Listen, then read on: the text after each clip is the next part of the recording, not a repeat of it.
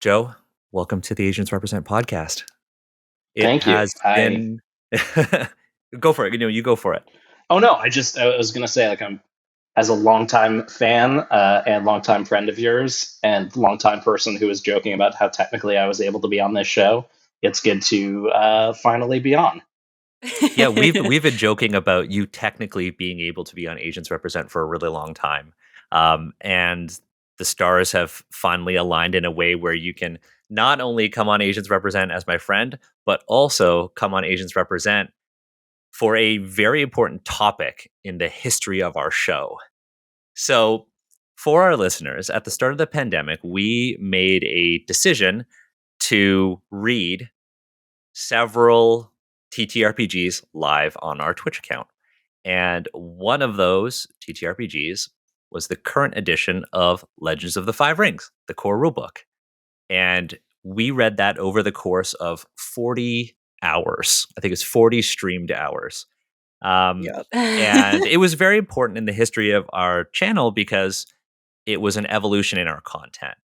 And after we, read L5R, we did a debrief episode of the podcast, we really never touched that franchise again until this episode. So, Joe, you are a franchise producer at Asmodee, but you and I have been friends and I was actually looking back to when you and I first started chatting and when we did our first sort of podcast collaboration before Asians Represent. And that was 8 years ago. Yeah. That was 8 years Yeah. ago. And since then, I have known you to be an authority on the history of TTRPGs, but also, a great friend and someone who I can always turn to if I need a gaming recommendation. And now you are coming on to Asians Represent as a representative of Asmodee to talk to us about the company's approach to the L5R franchise and to talk with Emma and I about the process behind hiring and utilizing cultural consultants on L5R, which Emma and I both worked on. This is really interesting because in the past, when we've talked about cultural consultants in the games industry, we've always talked about the use of cultural consultants on specific games, but never a franchise. And I will say this, for me, the process behind working, on L5R was actually an extremely positive one. And I'm not saying this because, you work for Asmodee and that the team at Asmodee were like, we listened to all of your Asians read L5R stuff, which honestly baffled me that the team listened to 40 hours of us talking about their product. But it was a very, very good cultural consulting experience. And I think it's worth highlighting in the context of this sort of franchise revival. So that is my sort of long-winded way of saying, hey, Joe, I'm glad you're on the podcast. Yeah. Welcome. Thank you, both of you. Yeah, I mean, I'll start off with a bit of an intro. I mean, some listeners may know who I am, probably many don't. As Daniel said, I'm a longtime friend of his. I've been in the games business in and around the space for a decade now. But last year I started working at Asmodee, who are a collection of various studios, including FFG and just a bunch. If you go on the website, you're going to know at least a couple of those studios. huge business. Yeah. Like WotC sized for TTRPG people. I think that'll probably be the touchstone for scale. And part of my team's remit was stewarding what we call the deep lore IPs that Asmodee has. And one of the major ones for us is L5R. For me, personally, I've been an L5R fan going back to 7 years old. Not as diehard as a lot of our fans are. I will say that we have an incredibly engaged community that have stayed with the IP through like 3 different companies now, and just like love the thing to death. I started playing in like '96 because I got really, really hard into CCGs before I got into role playing games, and that's where it started. But I think one of the things we realized, and this is why initially I had approached you, Daniel, and I give all credit to my boss, Brian Mulcahy, because he's the one who first told everyone to listen to it before he knew that we knew each other. Oh, that's funny. That's funny. Yeah. He like brought it up in our team's chat and was like, "Hey guys, listen to this. This is really, really good. I'd listened to all of it over a break or something." And I was like, I know Daniel. Do you want to talk to Daniel? I can set that up. And then the whole team ended up listening to it, and it spurred on a lot of really good thought. But I think Brian understood, and I think this is one of those things that's just the nature of the beast, right? And you covered this both in your stuff on L5R, but also in, Oriental Adventures and Curator and things like that, where there is a kernel of goodness, and in my opinion, in L5R, much more than a kernel compared to a lot of the comparable products of the era. But things change, right? And it's not about throwing everything away and fully reinventing the wheel. I mean, I'm sure some people can absolutely argue for that.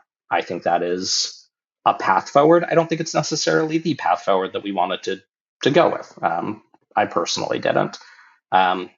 Instead, I think there's an iterative process, right?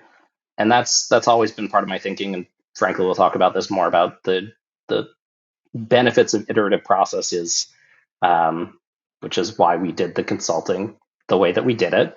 Everything building on itself, everything taking a range of voices and considering them alongside one another to create something that improves holistically rather than dramatically cutting 50% of the thing off at the knees. Because there is something really good about L5R. It's been, oh God, how many years? 90. Too many. I'm too old. Like 30. But there's something there, and it wasn't something that we wanted to do anything, drastic with. I mean, over time, yeah, things will change, but our job wasn't to create a new IP. Our job was to take something that people already loved and believed in and still had a deep personal connection to, and make it better and make it more well considered, right? And this is a word that we're going to talk about more, I'm sure, but more intentional. Don't just throw random things in there, right? That's how you get in trouble. That's how you do disservice, not only to like people of various backgrounds, but to the thing itself. You make it intentional. You make it all fit together. And so when Brian expressed that opinion, and specifically that, he loved the show, I was like, all right, well, let's do this thing. Asmodee has a long history of using cultural consultants. And thankfully, I'm not going to say I invented this whole process from scratch. That would have been far too much work that I'm frankly not qualified to do. We had a starting template that we deviated from a lot from FFG, who had done a ton of cultural consulting in the past.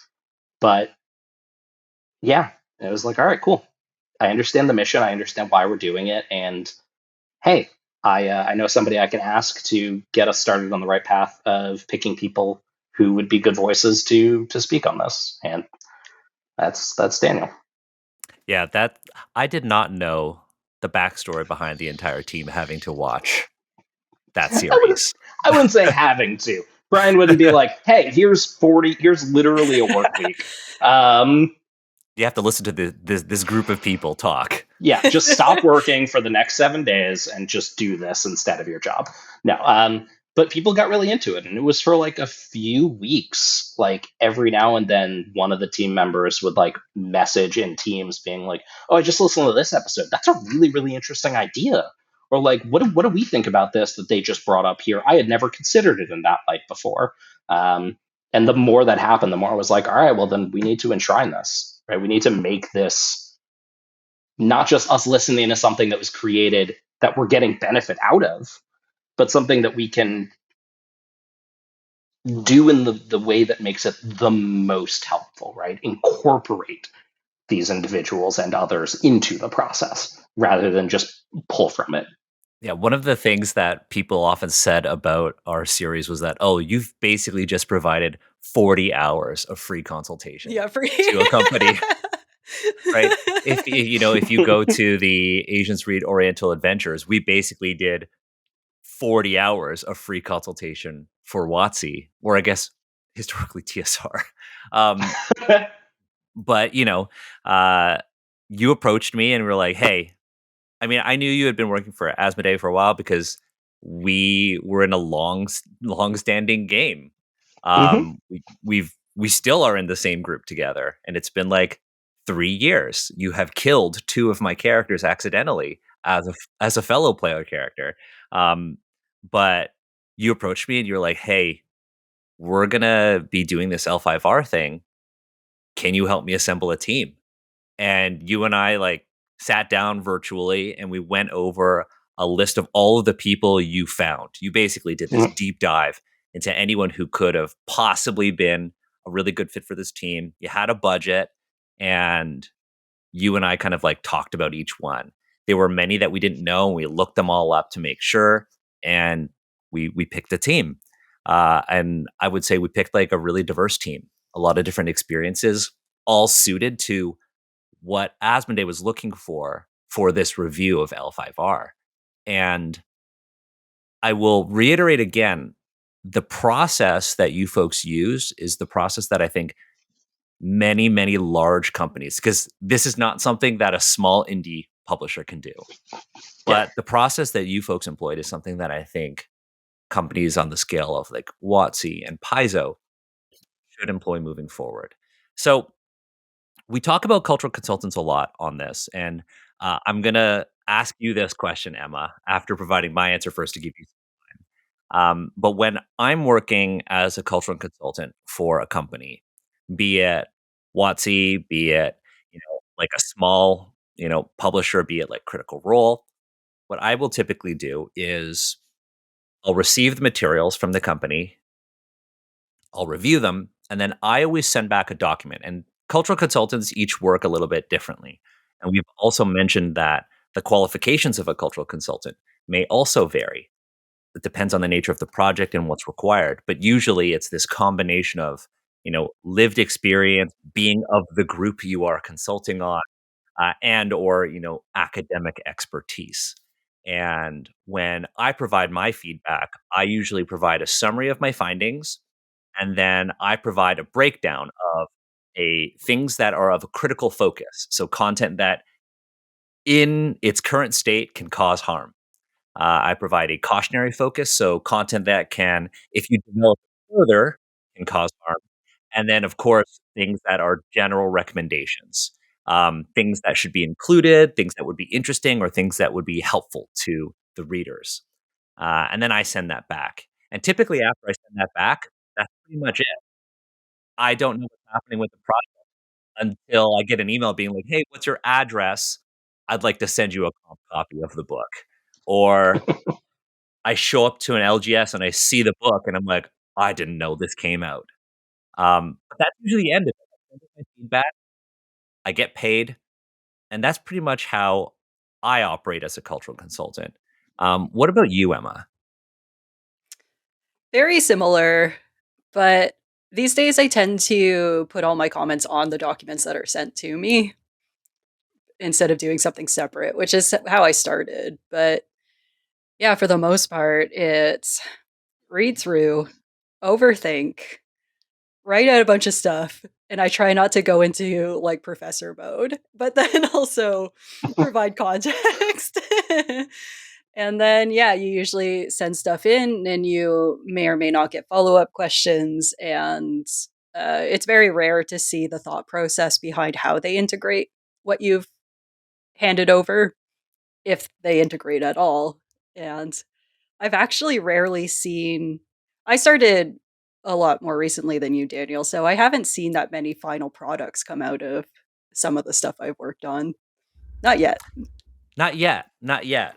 But Yeah. yeah, I to clarify with my process, I include page numbers. I'll Yeah. be like page 19, paragraph 3 for every single one. But for me, the way my brain works, a separate document is how I like to do it. But to Emma's point, every consultant will do this a little bit differently. But ultimately, it involves receiving materials, reviewing them, sending feedback, and then that's pretty much the end of it. There may be times I've worked with a company called Three Sales Studio where I've had we've worked it into sort of our agreement where we have like review meetings. So I'll send my feedback, we'll talk, and then it will kind of be informal from there. But no company has ever been as structured as Asmodee when it Yeah. comes to cultural consultants. So, Joe, I want to ask you, like, after we kind of came up with, and again, I will say this, I did not pick the cultural consultants on this project. I provided Joe with a list of my recommendations, and then the Asmodee team picked. But Joe, once the consultants were picked, like, what was internally like the next step? Sure. So yeah, when we nailed down that short list of individuals, we brought it back to the team. We spoke through uh, the pluses of each individual. We knew we wanted to have a sizable but not overwhelmingly large panel, just for difficulty of reconciling differences between feedback. And I think this is something that we kind of intuited up front, was that if you pick one individual or even two, you're going to get the potential of everyone having the same viewpoint. If you pick three, four, five, now you're going to start introducing the potential of differences in opinion, differences in direction. And that was something we wanted, but we didn't want it to be so great that it would muddy the waters, right? We wanted there to be that fine line where we saw, okay, 75% of people say this, and the one person who didn't said something that was, one standard deviation away, not three standard deviations away. So we know that we're in the right direction here, and now it's a matter of degree. And then if we get four wildly different answers, okay, that means we need to do another instance of a cultural consulting panel where we hone in on this topic.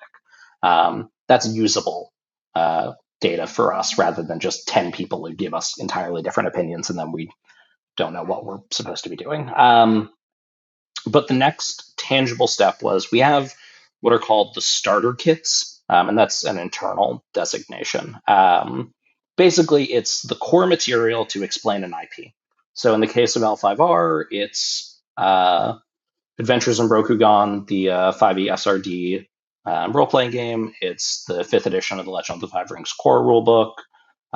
It's a bunch of internal documents we use to talk about what is Rokugan, what is not Rokugan, various things of that nature. And then starting really with y'all, the Rokugan Legend of the Five Rings art book, which had not released yet, but is now out, which is now kind of our like visual brand Bible, because of, it is a summary of the artwork that went into L5R. So, great resource for that.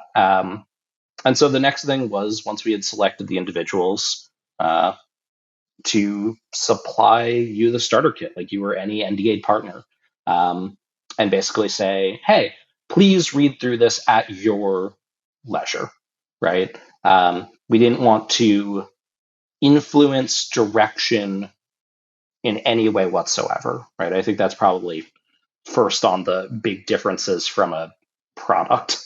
Yep. Like, you're probably given direction like, this is what we want you to look at, and we're just like, just look at it, just let us know what you think.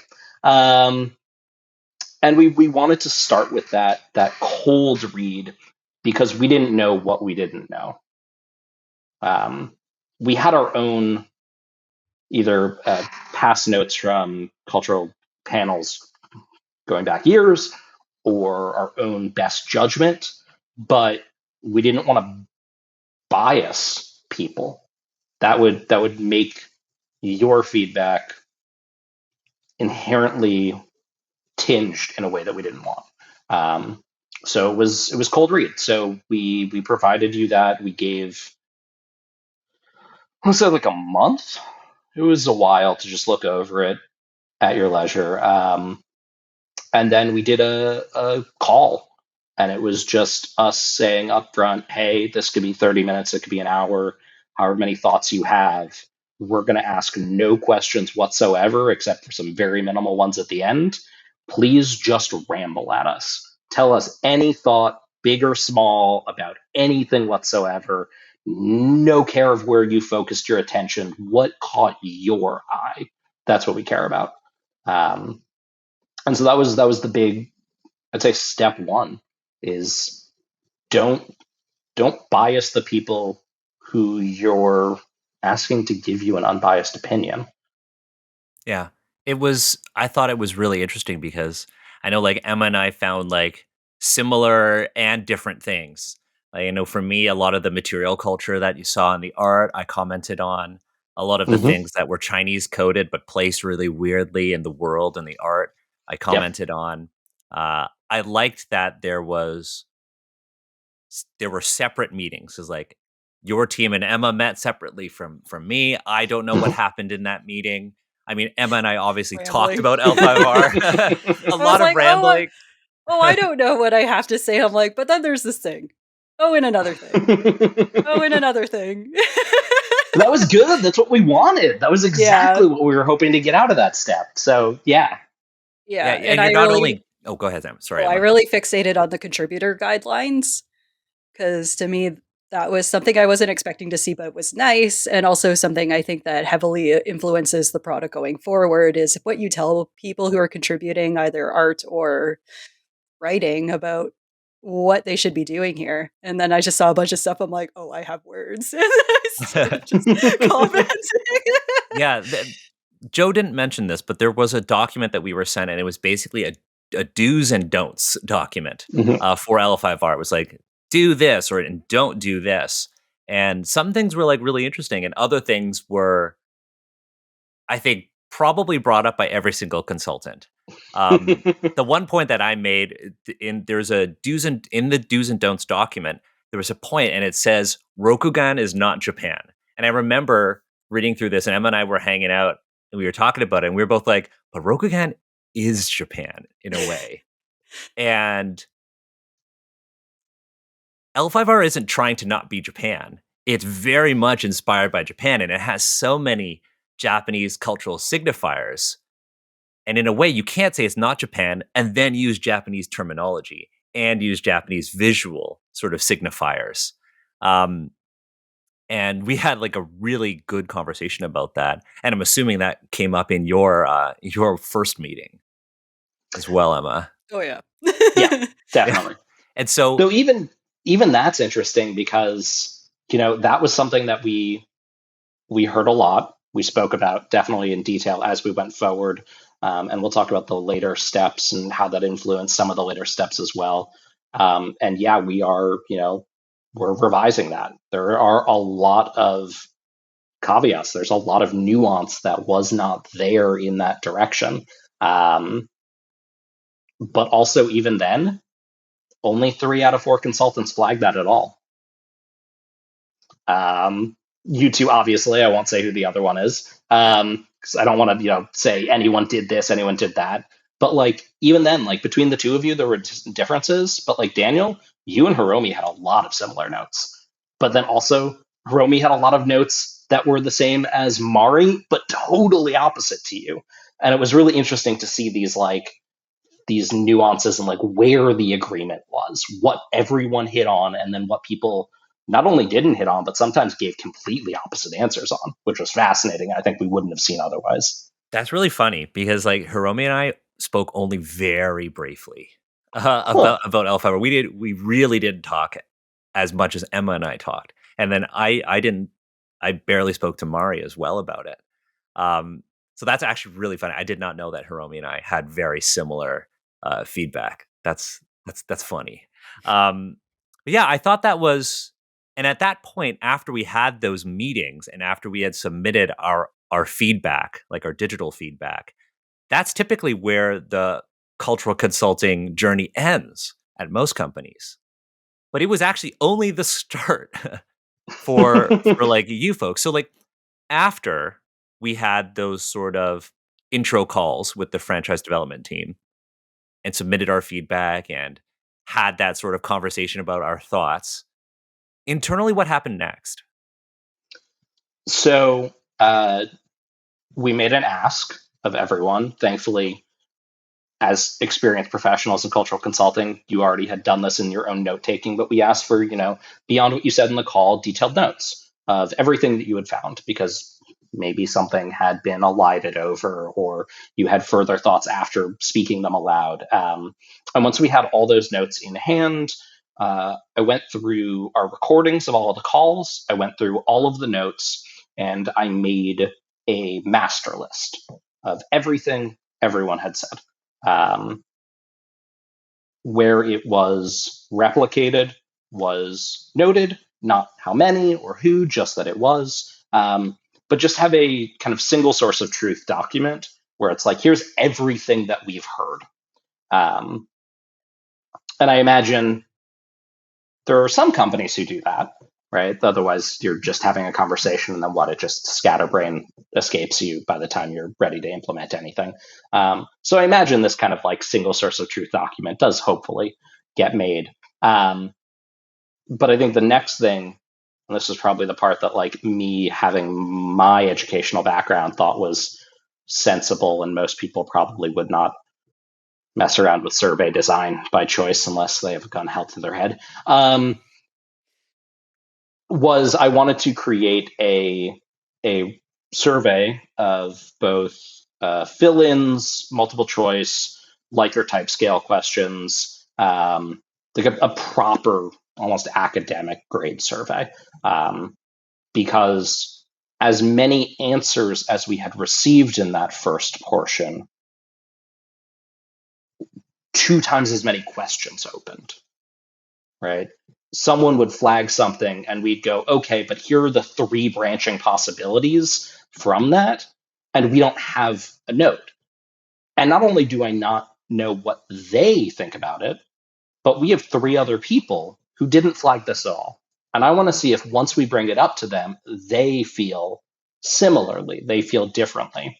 And so a massive 3-part survey that was frankly far too many pages. We were very, very detailed. I want to thank you both.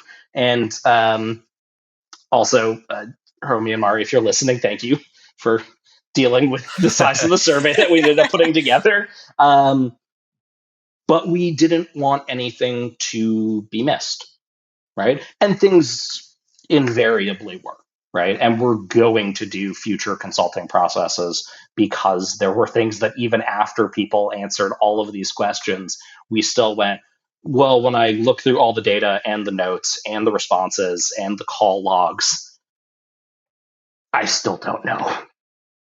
Sometimes the best you could do is like, right now, we park this issue. And then when we have the time and we've made the adjustments and alterations that have been advised, then we go back to this thing that we had parked. But yeah, survey creation. It was it was extensive. Yeah. Like, it was extremely long. And I think what was interesting is that I for one did not fill out every section of the surveys because they were not my areas of expertise. But you folks were clear about that. You weren't asking me to fill out these Japanese language parts because I'm not Japanese. And so I didn't fill them out. But there are other parts where I went into a ton of detail. Yep. And I really liked the fact that you sent out a survey. I honestly wasn't expecting it. And it's the only time that has ever happened in my years of working as a cultural consultant. And there were also some really interesting things that came out of that. I said it at the top of every survey page, uh, leave the field blank if you don't feel like you have anything to say about it. Put an X in the field if you feel like it's something worth noting, but you don't have any strong opinions. But then there were things that, like,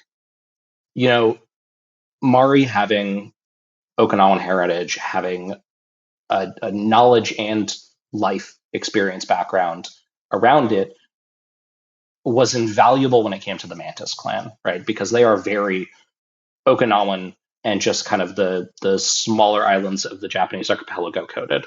But then there were things that, Hiromi didn't bring up at all in the call. But then when we asked that question specifically about Mantis and the associated questions, it turned out that Hiromi actually did have domain expertise in these from an academic background and was able to give pretty much to a T the same answers that Mari was given. And so we saw that when it was brought up, okay, yeah, now we have two things. Are they slightly different, right? Mari would name one tattooing tradition, and then Hiromi mentioned, oh, there's a broader tradition of tattooing. The Shindoshi, right? And this is a thing that came up often, was how do you treat real world religious influences on the setting, was a big topic throughout it, and frankly is going to be a big part of subsequent cultural consulting, because it is one of those things that there are so many nuances and so many elements to that. However intensive this process was, more needs to be explored. But like, everyone gave slightly different answers, and in aggregating those and sifting through the differences between them, we understood, okay, well, these are the things that make the most sense. These are the top level things that we can do. But now we know what are the smaller level things that we need to give more consideration to. If I had only gotten you, Daniel, you might have said like, oh, okay, I have this feeling about this, or these two things are really, really big and wrong. And then we would have barreled ahead and made changes that might have been ill-advised. I think it's only in giving multiple touch points, multiple opportunities to speak, a broad span of time to give people the opportunity to have a thought and then reflect on their thought, deepen that thought, potentially change it, and then compare and contrast those with other people who are domain experts. Then we can get a really rich picture, right? And like, what's the reason we're doing this if not to get a rich picture? It's literally the point, kind of by definition, is to get a richer picture of this thing. So, well, in that process, I want the richest picture possible. But yeah, y'all put up with a very intense survey. Not every answer had to be filled out. Some people filled out a ton. Some people filled out fewer, but gave like 8-paragraph answers when they did. It was all valuable, though. And like, there's my only regret is that I couldn't pay you 5 times as much to do even more work. Like, because at the end of that process, even after we had put everything together, we kept, like, there was like an hour-long debate in our team chat one day where we were just going back and forth on like finer points of what you had said. And I was just like, if only we could expand scope of work. Next time. Yeah. I think a big thing that you've kind of highlighted is that this is a process, and we've talked about the multi-step process of actually consulting, but this entire project itself, this panel, isn't the end all be all. It's the first of many, and not just for L5R, but you've now set a template that you can use for other franchises that you folks oversee. I'm of the mind, and I won't speak for Asmodee when I say this. I would say this as a personal individual, that there is no IP on Earth that wouldn't benefit from an exacting, continuous, detailed process of this sort. because if a human is creating it, it draws upon human cultures, it draws upon human experiences, which means that unless I am doing the most absolutely I don't know, Marcel Proust's writings don't probably need a cultural consulting process because it's all about one memory of something that opens up his life experience, right? Like I don't think Joyce needs a cultural consulting process. He's a little dicey in places, but it's all about Joyce's life. Like, but that's not what an IP is. That's like the singular work of a singular author writing about themselves. An IP is a collection of people's thoughts over years and years. They change, they shift. The times change, the times shift. And even if we were living in a perfectly static universe, right? Just the nature of having a ton of people involved in something means a ton of voices should be considered and should be considered at length. So I think there are a lot of people who, look at this and go, okay, well, it's drawing upon specific cultural influences, and that's why cultural consulting is important. What doesn't do that, right? In my dream universe, every single IP would have this applied and have this applied continuously for the length of its existence. Yeah. I mean, it only makes it better.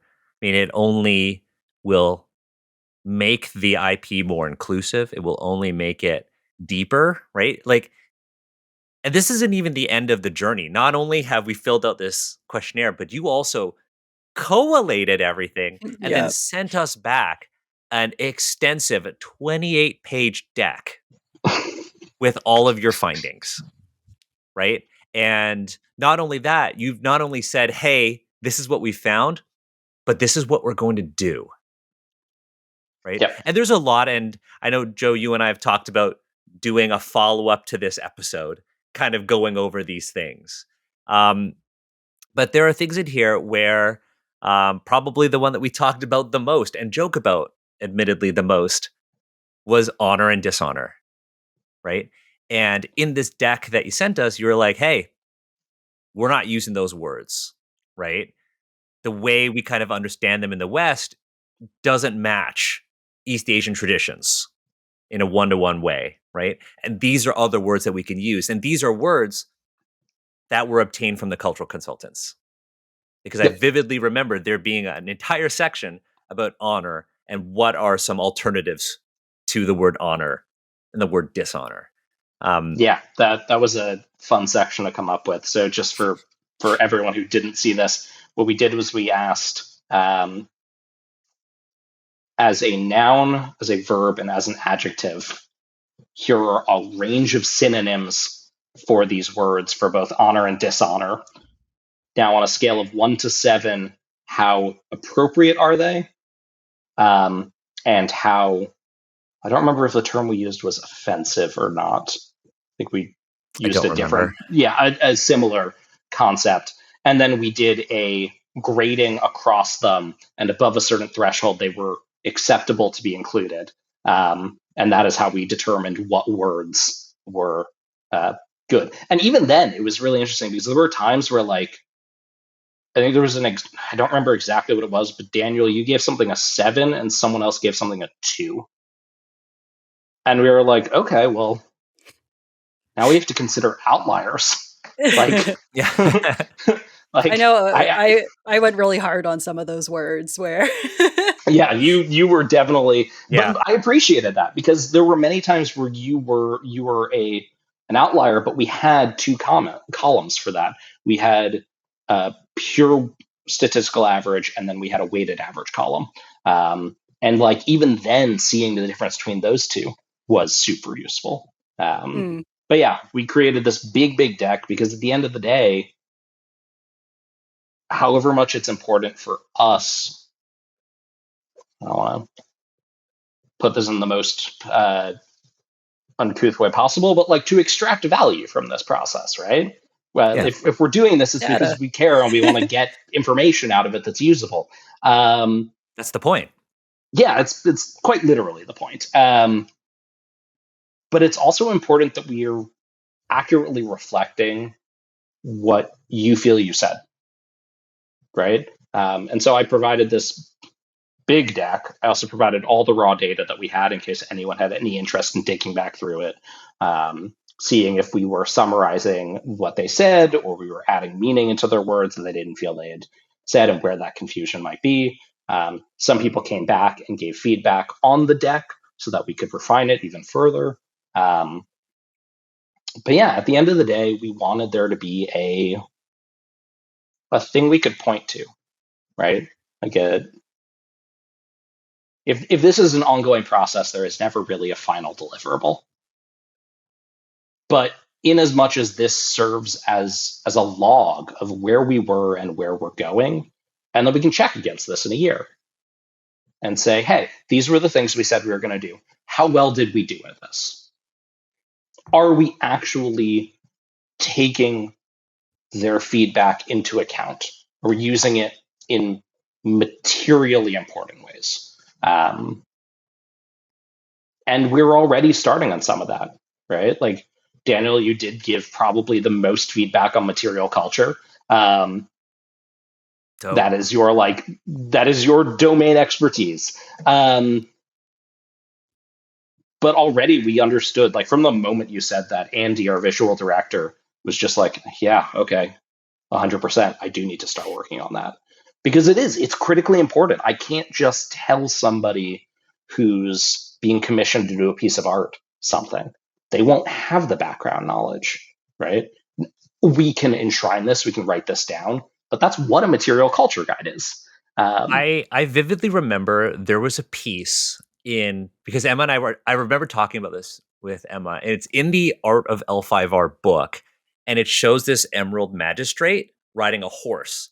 And I remember talking about the weapon he was carrying, but then Emma, you talked about the horse. Yeah. And then I was like, I wouldn't pick that up. Horses and tack and all of that is something that I know.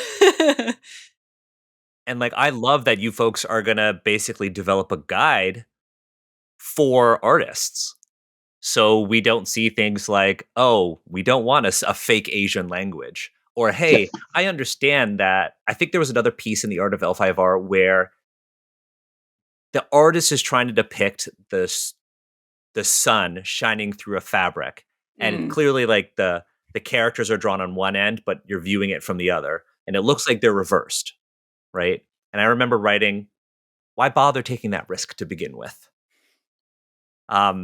I really, really like the deck because, like, I know Emma, you and I have talked about, like, sometimes we will send in our feedback, but we may not even know if they're going to use it.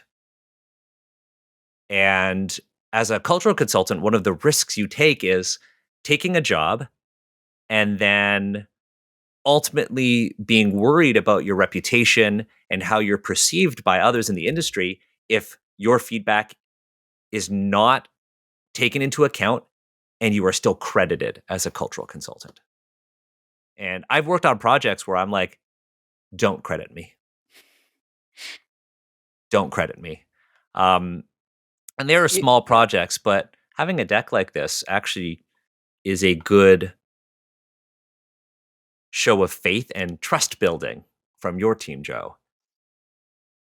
Right? I mean, it's important. Yeah. It's a two-way street, right? Like, if you don't trust us to do right by your words, to do right by your feedback, how can we trust you to give us the unvarnished feedback that we actually want? Yeah. Right. If you're of the opinion that all we want is for you to tell us what we want to hear, well, I don't need to pay somebody to tell me what I want to hear. I have my own brain. I want you to tell me what I don't know. Yeah. Or maybe even what I don't want to hear, right? That I admit to myself in the quiet hours in the morning, but that by the time I roll around out of bed and I get on my laptop to start the working day, it's already gotten too quiet. Like, I want that feedback. And unless you can trust me, I can't trust you to give that. Like, it has to go both ways. Yeah, 100%. And I mean, I would have been hesitant to work on this or work on it in the degree to which I worked on this, like helping pick the consultants or making suggestions and all of that, especially for down the line. I'm like, hey, we know this guy, Monty, editor, writer extraordinaire, has worked on L5R. I've recommended Monty so many times during all of our meetings, even though this was a consulting thing, I was like, hey, down the line, this person. But I trust you. I mean, you and I are friends. Like, you've slept on my couch, like you've been in my home. um, and you know, I know that you're going to the best of your ability, make use of what all four of us had provided. And I think you ultimately, and I'll say this as like a, I don't want to shower you with too much praise, um, but I think you exceeded all of my expectations, right? Mhm. And it certainly felt like you were going above and beyond. Yeah. Thank you. I mean, you can shower me in praise on Sunday night's game. Feel free. Yeah. Um, but Well, that's different. Yeah. yeah. I will say, as someone who didn't know you, knew you're friends with Daniel. Still kind of true. Nervous as hell to work on something as big as L5R. Because, I don't know. Already, I started with Asians Rep reading L5R. That's how I got into this. Daniel's like, you want to read a thing? Like, okay.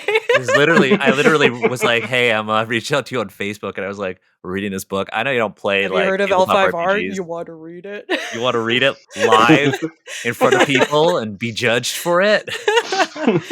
On this massive franchise that people love. Yeah. Yeah. You know what? It's so funny. I did not know how much people loved L5R until we started reading it. Until we like started reading it and then met people like Sar and Hmm. just like didn't know about all the cosplay and like the pseudo LARPs and all of the like the Oh community. yeah. Like the L5R, I mean, more so than any other TTRPG franchise, I will say nobody is as hardcore as L5R community. And the thing is, I think it was really different too compared to our experiences reading Oriental Adventures because hardcore Oriental Adventures fans, those exist, were very much like, how dare you? But fans of L5R were like, that is valid. And there were people who were excited to see criticism. I remember that even in our Discord or on Twitter, people were just like, "Yeah, read Yeah. it. Yeah, Tell me all the bad things." the tone was so different between Yeah. Oriental Adventures and L5R, and it's not about the companies. It's I think it's the fan bases of either one. And you know, Yeah. L5R is more of a modern like product than Oriental Adventures. Certainly more of a modern product, though there are elements of Oriental Adventures that carry into 5th edition D&D. It is not the same as, you know, L5R. And we even, you know, did a look at the uh 3rd edition Oriental Adventures book, which was set in Rokugan. Yeah. As well as Which kind of like was what, 99 2000? some something like that because I remember my mom buying me that book, Yeah, I and mean, Oriental Adventures is definitely an older product and to a less well considered time on these matters. Um, but I do think it is the fan base, right? Like, I I cannot say in high enough regard when I did Gen Con this past year and we did an L5R booth and like I got to talk to like lifelong fans. There was a fan con for L5R. Just for L5R for like, is there a fan D&D con? I mean, Like there's like probably. so I don't think so. I think the and again, the one thing we want I want to be really clear about is like we're not slighting one fan base or anything like that. Oh god no. Really Yeah, clear no no about no. that. I think though that the attachment to each IP is different. So Yes, fans of 100%. D&D, because I've been playing D&D, you know, for over 20 years and I love D&D. And Joe, you know this. And as much as you know that I love like OSR games and other stuff, like Oh god yeah. my first love is D&D. And you know, as somebody who has worked on D&D, um my attachment to D&D is not to its world. My attachment to D&D are the experiences that I've had at the table using that rule set and maybe playing some Yes. of those adventures. one thing I've learned about L5R fans is that they love L5R for its world. They love how closely connected they've been to it as well. Like learning about the card game and how decisions made in the card game and events affected the lore. Yep. You don't see that in D&D, right? You don't say that anywhere. You don't see that anywhere. The only time you would have seen something like that is when they killed the second Robin, when they killed Jason Todd. And they were like, hey, is Robin going to live or die? Yeah. But nothing like that has really ever happened in TTRPGs. No, I'm trying to think, just like putting on my history brain hat. 3rd or 4th edition Warhammer 40K. I think that's the only other time I can think of that happening. And that lasted for like a few years. And L5R had that for like a decade plus. Yeah, and people, Like people talk about how, I think Sar said this during the recording, we made this happen. It's true. It's actually true. Like, don't get me wrong, I understand why people love that. As a person who was part of that in the early days, I loved it. As somebody who works in L5R, the logistical hurdle of that gives me acid reflux. I think it's an insane accomplishment, but you're right. Like, people care about the fact that this world is fundamentally theirs in the way that, like, that's true for like fic writers, right? Where like you were building something that is genuinely your own. Yeah, and I never mean to bag on D&D publicly or privately, because I am also somebody who, like, very much to my earliest days would not be the individual I am today without it. And I'd say that about Magic the Gathering, even though I don't play Magic anymore, or like 40K, even though I could be a billionaire and I would never want to spend the money to make a 40K army again. They change the rules too often for me to really invest. Yeah, same. But like the dedication to the lore across card game to TTRPG to LARP to living card game, people have personal associations with it that aren't just about their play experiences, right? That are about the impact they've had on this world, and not to be corny about it, but the way the world has impacted their lives. And it is, if I ever go back into academia, I could see this being like an area that I want to write on, because I find it genuinely fascinating. I think it's maybe the only time in history I can imagine anything like this happening. Within the realm of like tabletop gaming, I would say certainly. I mean, you don't see people adopt as their like usernames their L5R character names. I noticed that with the L5R community, and I'm like, oh yeah, the only time I've ever been really attached to a character name was my most recent Pathfinder character.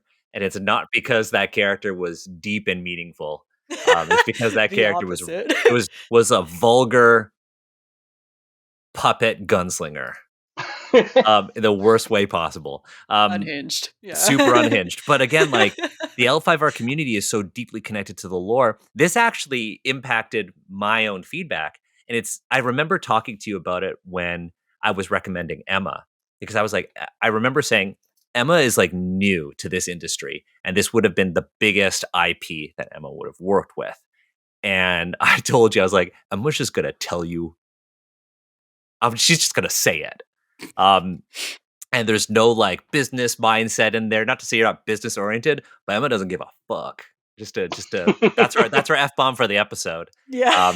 You get but one. Like Emma doesn't care. Emma's just gonna tell you. And for me, when I was providing my feedback, and I suspect that this might be the case with Hiromi as well, who has also worked on things like Magic the Gathering and so on. When I was providing my feedback, I was thinking, well, how is the L5R community going to take this? And how do we respect the legacy of L5R, but also carry it forward? Mm-hmm. That was something that I took into account when I was providing my feedback. What, in my mind, I was like, what is realistic? And that's not an approach everybody took. And there's nothing wrong with that. But that's how, and that's why I think it's so important that you have this panel and that you have people who have different levels of familiarity with the TTRPG industry, but also people who have different tenure, have different amounts of time operating within the industry as consultants. I'll say on our end, it's also a reason, one of many, why we went as detailed as we went, right?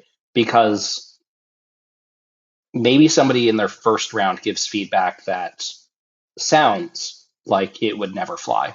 That's too big a divergence from something. But you break that into, 5 smaller subsequent questions. Turns out, okay, yeah, one of those 5 can't just get rid of the Dragon Clan, right? Not a viable option. People would pillory us literally in the streets outside of Gen Con. But 4 out of 5? Okay, we can work with that. Those are things that are nuanced enough that don't fundamentally change the character, that don't break anything, that keep what people love and what people appreciate, and just add like the lightest little spin on it that makes it more considered, more intentional, more real. And I don't mean real in terms of just like reflecting the real world, because that was feedback that was, also given, right? It's not just about reflecting the real world, because this is not a game about playing Japanese samurai in the Sengoku era. This is a fantasy world. It draws inspiration, but it's not the real world, right? When I say real, I mean real within the context of the setting, right? And this is one of the other things is, Rokugan is a land situated within a larger world. Rokugan is obviously the focus of our fictional world. But that does not mean that there isn't a bigger world with analogs to other East Asian cultures, South Asian cultures, Southeast Asian cultures. When I say being real, I mean better situating these things. And I don't know, as like an old school lore obsessed nerd, I love it when something feels more situated. I hate when it just comes out of the blue, right? Don't get me wrong, I'm wearing a DCC shirt as we speak. I do appreciate Gonzo things, but like there is a different audience for that, right? If somebody was like, here's 800 pages of lore about DCC, I'd go, nope, no thank you, I'm good, I'm gonna keep playing funnels. But that's not what I want out of L5R, and that's frankly not what most of the L5R fan base want. They want a world that they exist in. Yeah, it's a different experience, right? You're gonna have games where, yeah, you can go and play your funnel, like we play our annual funnel, right? You Yeah. can go and do that with DCC. You can go and slay dragons in Pathfinder and D&D, or you could have all this political intrigue and family drama and action in L5R. Like, I know for me, despite I think the Dragon Clan being like the Chinese one, the one that like historically on Asians rep that I've always loved is the Crab Clan. Like, I just love the Crab Clan, and I Love just crab. I yeah, right. And I just want to play a game where we go for the wall. And I was actually talking with, I think, Emma, you, myself, Jeremy. I think we were talking about Resident Evil 4 style game set in the world of L5R beyond the wall. Ooh. Like a horror, like Oh, a that would horror be game. cool. Yeah. Like a horror game. And Jeremy had this like idea. And he was like, I pitched this and they never read it. So I'm bringing it up right now. But yeah, Jeremy has this cool idea for like a horror sort of like L5R story. And I was like, we should just do it on Asians Rep. And like hyper Oh, I lethal love that. in like that we Crab could do Clan. it in the theme of like an OSR sort of style game, or we could do it using L5R's rules, but like set it within Rokugan. I We've mean, talked there about is absolutely precedent for retainers, right? So if you yeah, do a high lethality version, you just swap between different characters as your character passes away. Ooh, no. Oh, man, I that's thought good. we had this joke about playing, and this is a different game. We're not talking about L5R now. Playing Rune Cairn, but calling it Rice Cairn, and then and then having this adventure that goes for like 3 sessions. But if a character dies, they're out, and we just see how long it goes and if they even complete it. I think that would be fun in Rokugan too, like Beyond the Wall. Yeah. But I wanted to ask, because you were kind of like leading into that. So I wanted to ask both of you, actually. I'll start with you, Emma. On a different episode, we're going to go over all these findings, and I think it'll be really interesting. It might even take us a couple of episodes, so heads up, Joe and Asmodee team. But I want to know, like, of all the findings that were presented to us on the deck, there were like 14 major findings. Emma, what was your favorite one to see? You should have told me to review these things before recording. Because we saw that deck. I'll ask you. How about I ask you, Joe, first? Sure. Probably, I think the one that was the most interesting for me, thinking ahead, was about tattoos. Because it's such, not only in and of itself, but it is something that implies such smart, subtle ways to differentiate the cultures of the clans, right? Because obviously, yeah, dragon, Chinese coded. Honestly, kind of crane as well. Phoenix, pretty explicitly Korean coded. Unicorn, pretty explicitly Mongolian coded. Mantis, we've already touched on. And it's not something that like every single clan has its own tattooing culture. That's not the point. But in recognizing this seemingly subtle but still in meaning profound difference, opens up the gate to, well, what else is there? Is it that it's something that has been developed within the lands of Rokugan since they've joined? In the case of the dragon, does it go back to an earlier time? It starts opening all these avenues of possibility to, again, make this world more real, more lived in, beyond however much has already been done. And there is a lot that has been done in 30 years, but like that there are still so many roads as of yet untraveled to deepen this thing. For me, as a lore obsessed nerd, I think was very, very exciting. As a very close second, just because I think it's broadly the same, the intentionality slide. And I think it all kind of fits under intentionality, right? Every single slide, to some extent, has an aspect of intentionality, which is why that was one of the first slides. But just like if you do something, well, don't just do something. Do it for a reason, and have that reason be linked. Have this be a dense web of things, not just random offshoots because somebody thought something sounded cool, right? Like the rule of cool does not apply when building a connected world. The rule of cool applies when you're like throwing something into a game on a lark. But if this is like world building, rule of cool is like number 2. Number 1 is make a dense web, make it real. And I think the focus on intentionality throughout the process at like every single stage from every single consultant was something that was just like drilled home, and I'm really glad that it was. Yeah. I think for me, the one that I really like to see was your wording specifically, embrace Asia beyond Japan. And on the deck, you wrote a repeated observation across consultants was that there are many elements of Rokugan and Legends of the Five Rings that take inspiration from other parts of Asia. And you talked about expanding on these influences without basically just kind of like appropriating them and making the world feel real.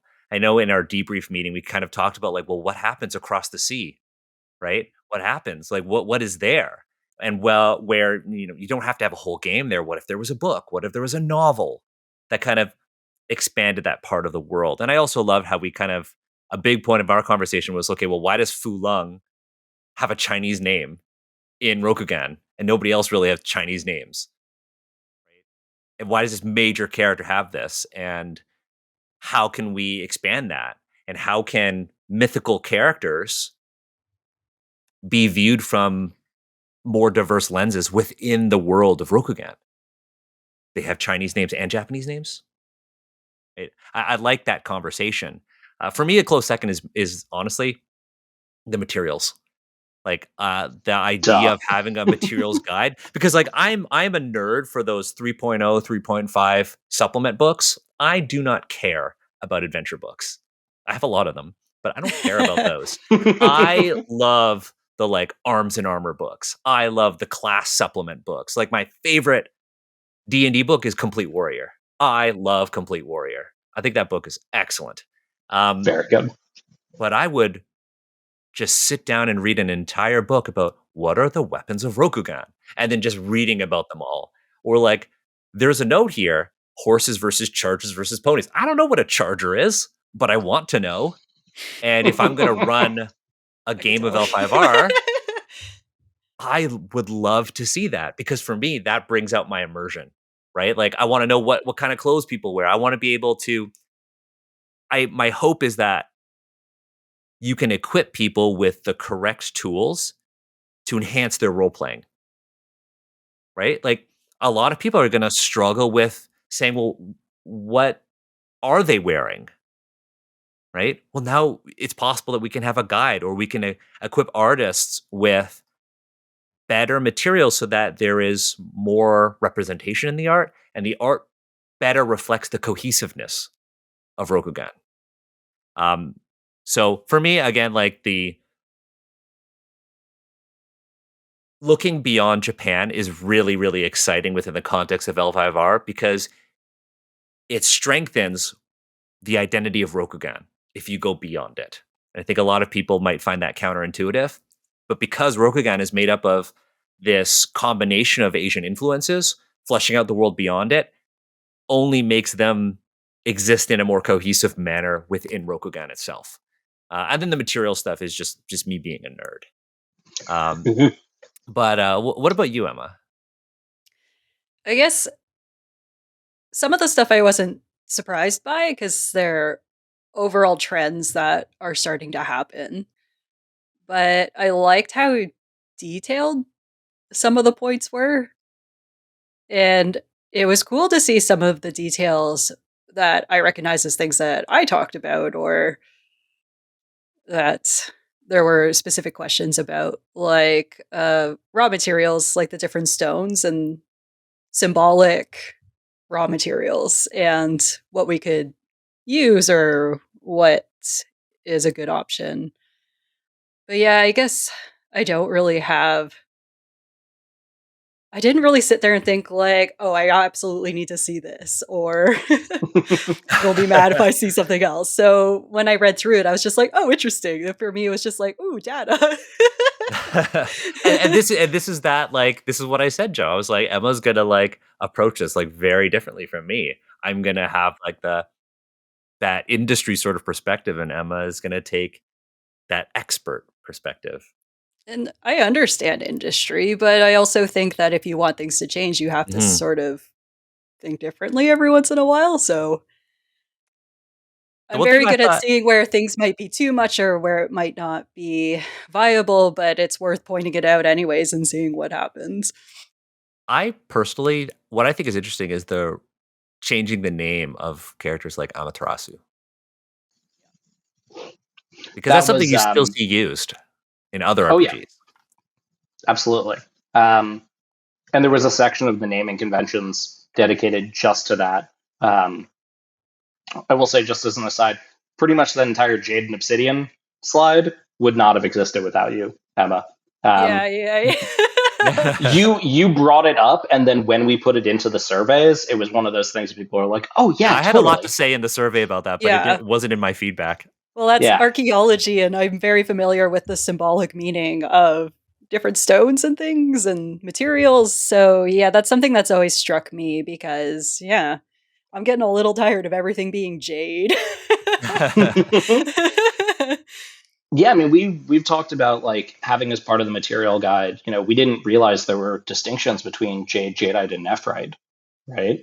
At all. Mhm. That wasn't on our radar even a little bit. And now we went through and looked at all the various different jades and like the history and culture of jade, and I was like, okay, yeah, wow, this is a pretty material point. Pun not intended. Yeah, Okay. even in I was the rock person. you're the rock person. Even in like in places like it's so funny because like if you look at like China, like what was considered jade in like prehistoric China might not even geologically be considered jade in the present. So Yeah. like the views of jade are so different yet similar, but between like the two regions in East Asia. It's so interesting, but like all that to say, I think that working on L5R is something I never thought would happen. Because you do a series like that and you think, okay, well they're just never gonna talk to me. Um, right? I say that as like I don't know if knew this, Joe, but like I went into reading Oriental Adventures already having worked on Candlekeep Mysteries and not telling anyone, and Yep. going in and doing that and be like, I guess I'm not working on D&D ever again. um, that didn't happen, but Yeah. L5R was like not something that I had on my like 2023 checklist, my bingo sheet for 2023, and I am super super happy that it happened. Like I think that beyond our friendship, Joe, I think that the team that you work on is fantastic. Like you folks genuinely care. This is, and I will say this is not a sponsored episode. Emma and I are not being paid. No, Unless Emma's being paid. I'm not being paid. not that I know of. um, but like we wanted to highlight this because I think that the process that you and your team, Joe, designed for working with a panel of consultants and the intentionality behind having a certain number of panelists and making a survey and having these debrief meetings, I think that should be mirrored by other companies to the best of their abilities as long as it's logistically possible. I think that this was just like a really great lesson for the industry. And I am so excited to see what happens with L5R. I'm so excited to see new L5R products and be like, I worked on that. I mean, yeah, honestly, same, right? Like down all the way to I did not have working on L5R on my 2023 checklist either. I started at Asmodee at the end of 2022. You had asked me 3 years ago if I was working on L5R. I'd go, wow, that sounds awesome. And also, what? Why? How? Yeah.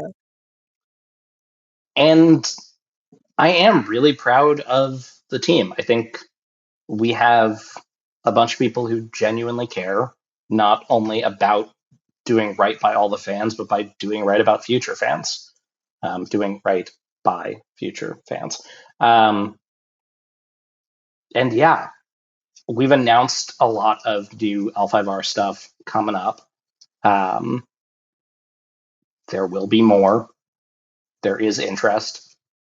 I think clearly when you look at like the success of like Blue Eye Samurai, there is a lot of interest right now in fantasy Japan and Japan in general in a way that like I feel like we haven't had in the past decade or so. I'm I'm very curious to see what happens. I was going to say next year, but this year with the release of Shogun. Me too. That's going to be an interesting one. Um, I will not say anything about that other than I read that book in high school. Yeah, me Very too. interested to see what they did. But like, I can see a world where there's a lot more L5R in the future, not from like my hopeful nerd standpoint, but from my like business brain standpoint. And if that is the world we're stepping into, things like this are critical. I mean, I'd say in the abstract, things like this are always critical. Not going to say that only if there is a profit motive behind it is it critical. That's deeply cynical in a way that even I am uncomfortable with. But if there is going to be more L5R in the future, we need new voices. We need people with cultural experiences, with cultural domain expertise, whether it's academic or lived or both, to help steward this thing, right? Because it doesn't just belong to like somebody who's been playing since 1995. As somebody who's been playing since 1996, I definitely feel some ownership over it. But like, it's not just me. None of this is ever just one person. It's it is and it should be, a big tent.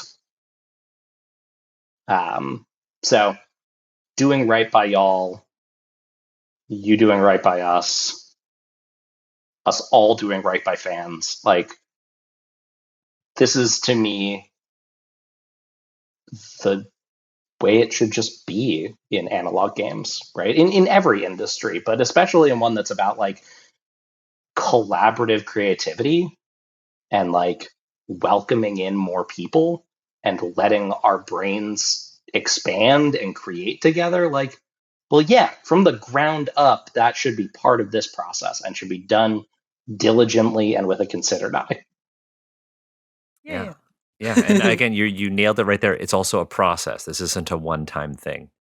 And I think I that's something Go ahead, I Emma, sorry. brought up, but probably other people did too. When the team was asking, is there a way to change this or is there a solution? And this is both the consultant, but also the academic side of me is just like, there's no one way to, there's no like, if you see this, replace it with that. And that's partly why I was so hard on the alternate words for honor, was because I don't want this to become just a, you know, search and replace kind of idea, because words are so contextual and the connotations behind them within English and whether that applies into an East Asian setting was a lot. And my brain just went, nope, nope, nope, nope for a lot of them.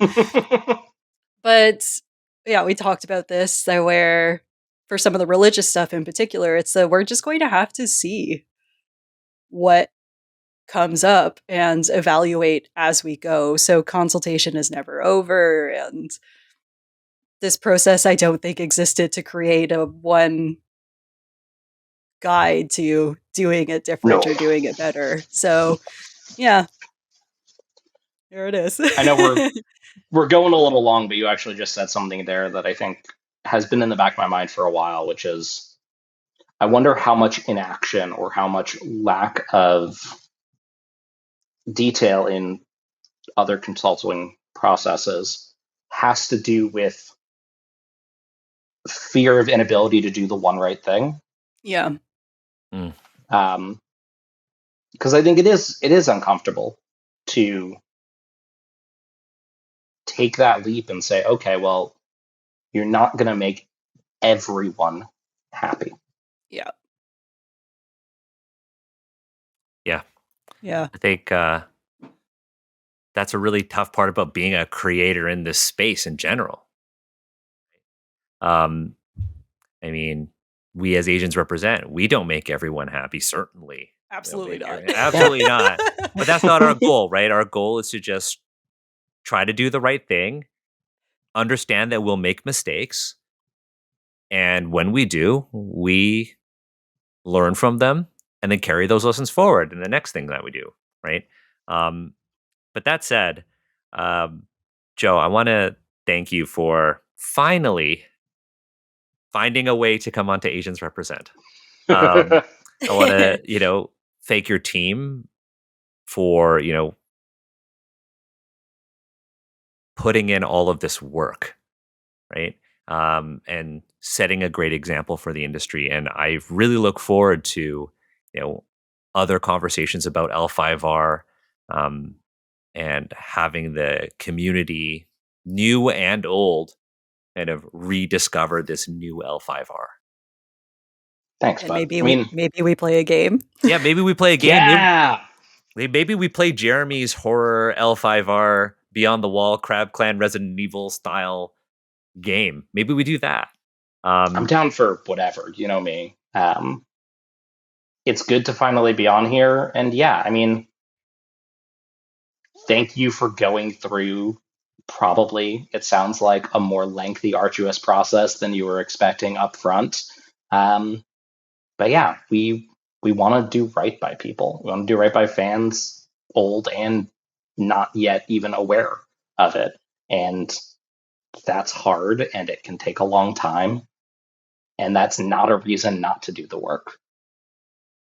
That's like the reason to do the work. And so, yeah, thank you both. And in absentia, thank you, Hiromi and Mari.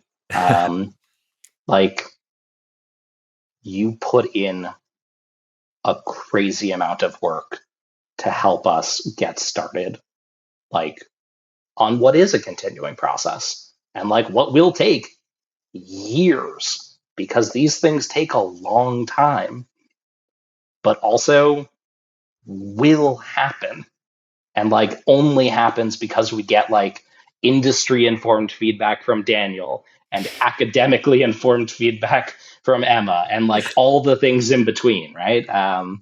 So thank you both. Thank you, everyone. However much fun an individual can have collating and designing a survey, I definitely had in this process. So I am very much looking forward to round 2 when we dig deeper into, even deeper somehow, into these things. Yeah, and the big takeaway from this episode, Joe needs a raise. And And I think we'll end it there. Thank you, everyone.